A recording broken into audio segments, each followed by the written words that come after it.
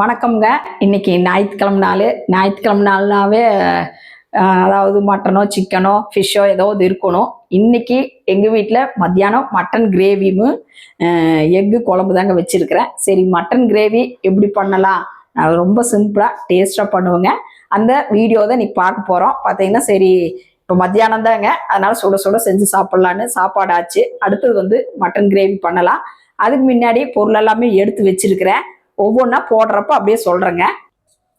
இங்கே பாருங்கள், நான் மட்டன் கிரேவிக்கு பட்டை, கிராம்பு, சோம்பு, சின்ன வெங்காயம், தேங்காய், பெரிய வெங்காயம், தக்காளி, கருவேப்பிலை, கொத்தமல்லி, எண்ணெய், இஞ்சி, பூண்டு எல்லாமே எடுத்து வச்சுருக்கிறேங்க.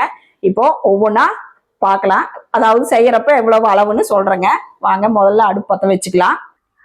இப்போ பாருங்கள், அடுப்பு பற்ற வச்சு குக்கர் வச்சுட்டு, குக்கரில் மட்டன் வேக வச்சுட்டு மசாலா வதக்கி அரைச்சி தாளிக்கலாங்க.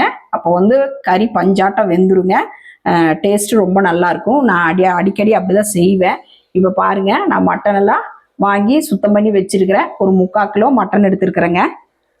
இப்போ அதை நம்ம குக்கரில் போட்டுடலாம்.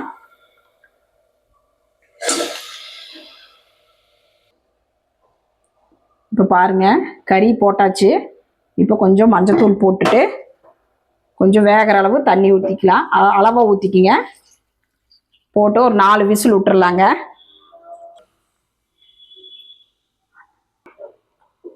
இப்போ பாருங்க, இந்த பக்கம் நம்ம பட்டை கிராம்பெல்லாம் வதக்கறக்கு அடுப்பு பற்ற வச்சிட்டோம். இப்போ வடக்கல் சூடாகட்டும். இப்போ பாருங்க, சூடாயிருச்சு. ஒரு 2 டேபிள் ஸ்பூனு கல்லெண்ணெய் ஊற்றிக்கலாம்.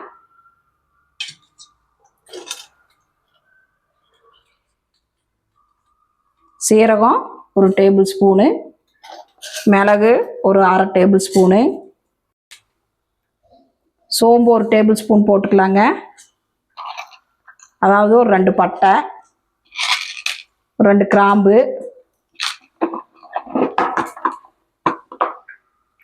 ஒரு நிமிஷம் வதங்கட்டுங்க. இது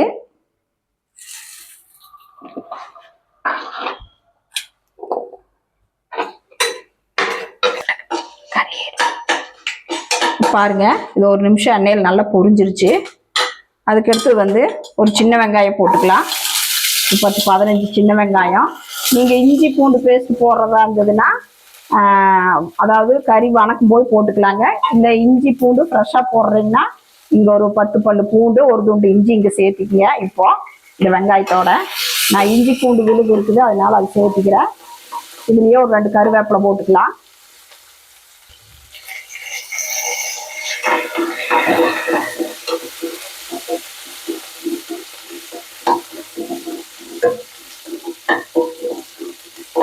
ஒரு நிமிஷம் நல்லா வதங்கட்டுங்க.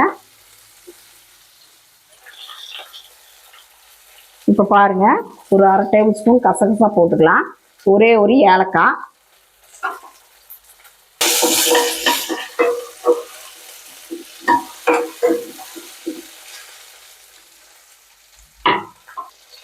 அதுக்கு அடுத்தது தேங்காய் ஒரு 1/4 மூடிக்கு மேலேயே போட்டிருக்கிறேங்க.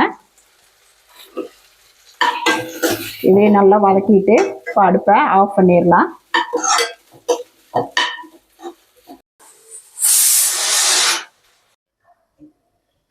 இப்போ பாருங்க, நம்ம குக்கரில் கறி வேக வச்சோம். 4 விசில் வந்தோடனே இறக்கி வச்சாச்சு.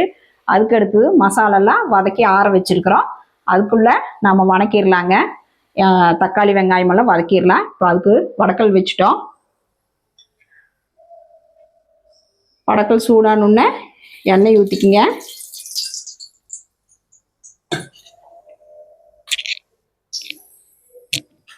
இப்போ 2 பட்டை கிராம்பெல்லாம் பாருங்கள், ஒவ்வொன்று தான் எடுத்து வச்சுருக்கிறேன். சோம்பு, ஒரு கல்பாசி, ஒரு பட்டை, ஒரு கிராம்பு, ஒரு ஏலக்காங்க.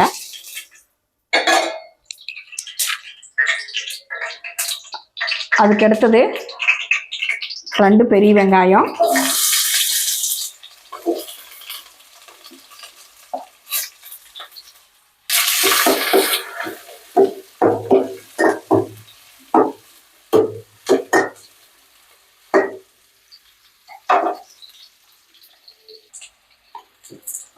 இப்போ பாருங்க, வெங்காயம் பாதி அளவுக்கு வணங்கிருச்சு. அதாவது கண்ணாடி பதம் சொல்லுவோம்ல, அந்த அளவுக்கு வணங்கிருச்சு. அதுக்கு அடுத்தது இஞ்சி பூண்டு விழுது ஒரு 1.5 டேபிள் ஸ்பூன் போட்டுக்கலாம். நான் சொன்ன இஞ்சி பூண்டு விழுது உங்ககிட்ட இல்லைன்னா நீங்கள் அந்த வெங்காயம் போடும்போதே ஒரு 10 பல் பூண்டு ஒரு சின்ன துண்டு இஞ்சியும் போட்டும் கூட அரைச்சிக்கங்க.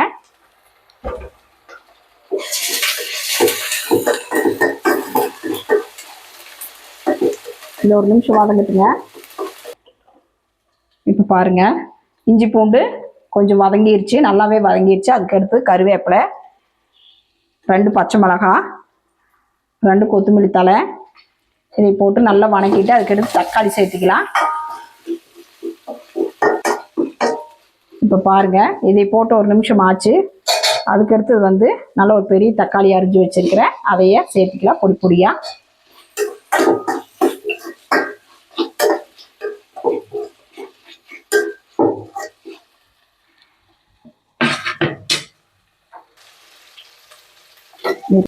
இப்போ பாருங்க, இதுக்கு மிளகாத்தூள் சேர்த்துக்கலாம். அதாவது நான் ஒரு 1.25 ஸ்பூன் சேர்த்திருக்கிறேன். மஞ்சத்தூள் அப்படியே கறி வேக வைக்கும்போது போட்டிருக்கிறோம், இப்போ கொஞ்சமாக போட்டுக்கோங்க. அதுக்கடுத்தது வந்து மல்லித்தூள் ஒரு 2 டேபிள் ஸ்பூன் போட்டுக்கலாம்.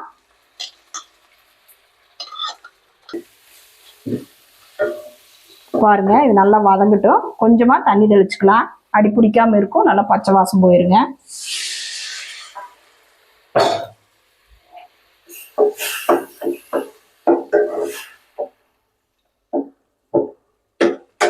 இது ஒரு நிமிஷம் கொதி வரட்டும்.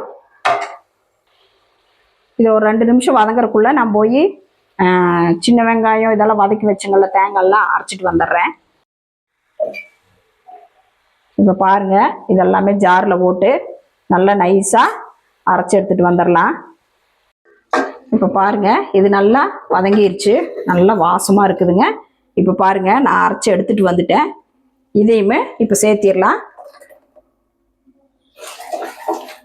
சேர்த்திட்டு கொஞ்சம் தண்ணி ஊற்றிக்கலாம். இந்த ஜாரில் இருக்கிற தண்ணி ஜாரை கழுவி ஊற்றிடலாங்க.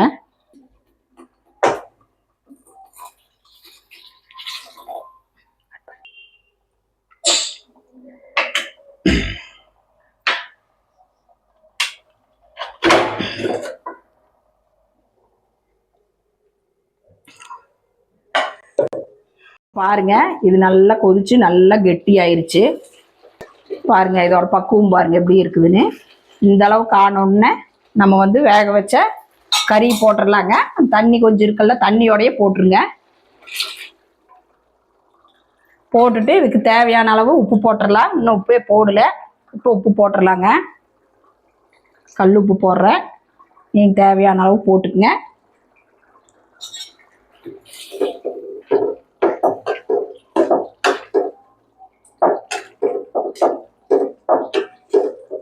பாருங்க, கலர் எப்படி இருக்குன்னு பாருங்க. அந்த குக்கர்ல விட்டங்காட்டி நல்லா கறி பஞ்சாட்டா வெந்துருச்சுங்க.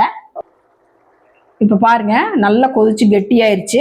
இப்போ கடைசியா நம்ம கொத்தமல்லி தலையுமே, வீட்டில் புதினா இருந்தால் கண்டிப்பாக புதினா போட்டுங்க. புதினா போட்டிங்கன்னா நல்லா வாசமாக நல்லா இருக்கும் கிரேவிக்கு. புதினா போட்டு ஒரு கலக்கி விட்டு அடுப்பை ஆஃப் பண்ணிடலாங்க. அவ்வளோதாங்க. இது வந்து சாப்பாடு, இட்லி, தோசை, சப்பாத்தி எல்லாத்துக்குமே சூப்பராக இருக்குங்க. டேஸ்ட்டும் சும்மா வேறு லெவலில் இருக்கும். நீங்களும் வீட்டில் இதே மாதிரி ட்ரை பண்ணி பார்த்துட்டு எப்படி இருக்குன்னு சொல்லுங்கள்.